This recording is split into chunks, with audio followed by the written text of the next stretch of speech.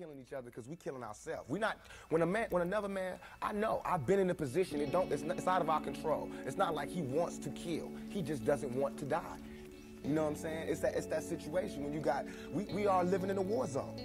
It's not as easy as these people are making us think, that they just got some criminal-ass black kids with guns. It is not like that. We live in hell. We live in the gutter. We got us stacked up 80 deep in one building. You know, by the time you get out your house, you strapped to protect yourself. Because you living in the same community that the police is carrying rifles and riot gear. Same, they need them riot, excuse my language, I'm so sorry. The same reasons they need the riot hat, the riot jacket, the flak jacket, the double vest, the 9mm Glocks with extra bullets, the tear gas, the mace, all that. Who do you think the police is using that against? Dogs? So we fighting the same villains that they fight in the street. But instead of them seeing us fighting villains in the street, we all villains. Is your generation the one that is picking up for where the Panthers left off, saying, all right, enough is enough? The generation before us forgot about the fight. We're picking it back up.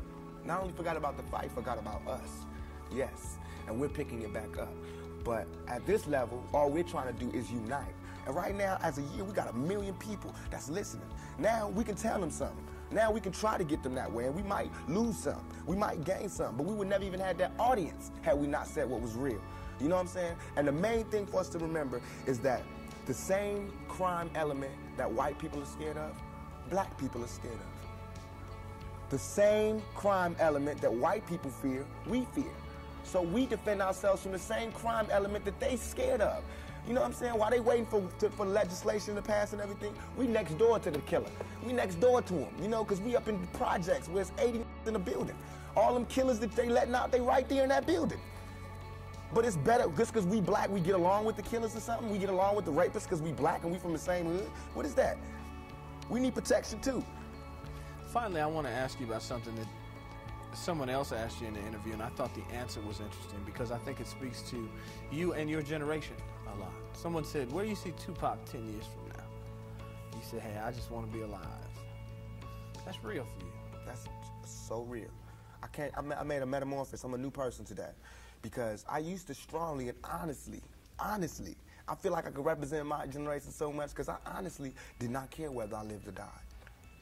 But now, I cannot die with people thinking I'm a rapist or a criminal. I can't leave until this shit's straight. You know, I'm not suicidal. I can't go until y'all really know what time it is. And then after that, boom, it's all over. And we can see, you know, how this shit fall. But that's how it is. And the reason being is because if I can't live free, if I can't live with the same respect as the next man, I don't want to be here. Because God has cursed me to see what life should be like. If God wanted me to be this person and be happy here, he wouldn't let me feel so oppressed. He wouldn't let me feel so trampled on. You know what I'm saying? He wouldn't let me think the things I think. So I feel like I'm doing God's work. You know what I'm saying? Just because I don't have nothing to pass around for people to put money in the bucket don't mean I ain't doing God's work. I feel like I'm doing God's work. You know what I'm saying? Because these ghetto kids ain't God's children. And I don't see no missionaries coming through there. You know what I'm saying? So I'm doing God's work. While Reverend Jackson do his up in the middle class and he go to the White House and have dinner and pray over the president, I'm up in the hood, you know what I'm saying, doing my work with my folks. And just because I don't live there don't mean I don't go there. I got to go there because I can't